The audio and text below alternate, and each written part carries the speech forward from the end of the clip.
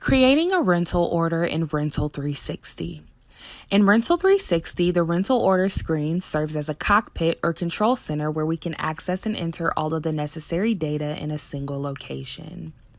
Let's take a look at a standard example of a rental sales representative entering a basic rental order.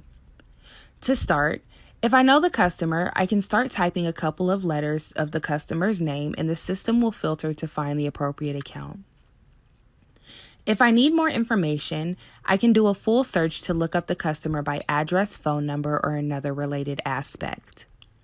Once I've selected the customer, a number of fields are populated.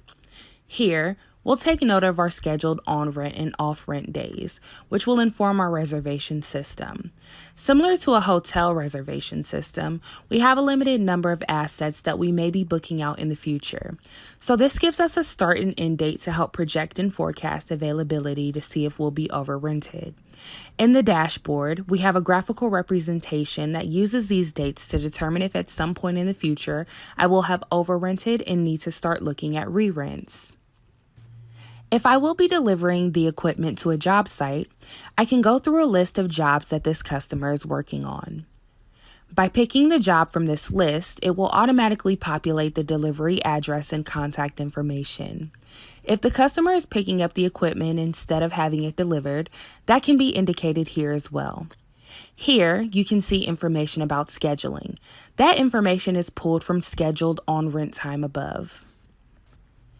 If we're doing late returns, we can track times. We can also track cycle billing. So if we're on a 28-day cycle, we're going to start calculating cycles on top of that. I can also add any relevant delivery notes here.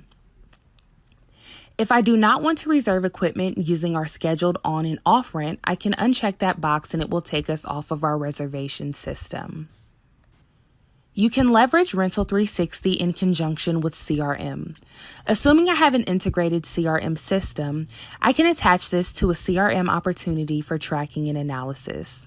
For example, if I know Amazon is building a distribution center somewhere in our region and I've been getting requests from 20 different subcontractors for the same materials, I may want to link them together into one opportunity, which is the Amazon build-out. So I can start doing analysis of that one opportunity across multiple contractors. At this point, I can start entering what we are renting out. In this case, if I know that it is a boom lift, I can start typing any part of the name, description, or ID of the boom lift or the item class that it relates to. So, I'll select this 34-foot articulating boom lift. The system shows that the boom lift belongs to a family of equipment called lifts, and if I need to substitute it out, I can easily see a list of my lifts. There are many ways to find the right piece of equipment, whether by group or by family. Another thing we can do is a function called kitting. Here, I'll type my kit and it comes up with a list of components that I normally rent in that kit. I may be charging a fixed amount for that kit, or I can charge component by component. Regardless, this is an easy way to pre-populate this screen with the items I would normally rent together. To see our pricing, I click Rental Details and it calculates my day, week, month pricing. Our lift is currently set to only be out for 1 day, but if I were to expand that to 8 days, it automatically adapts the price to 1 week and 1 day. Rental 360 will always calculate based on the best billing model for that particular number of days outstanding. This is how we back into the average rate per day. If we want to rent and sell on the same document, we can do that. This is obviously a serialized piece of equipment, but if I had cones or flags or something else that was not serialized, I could add it to this order as well. Once the order is ready, it can be routed for approval automatically.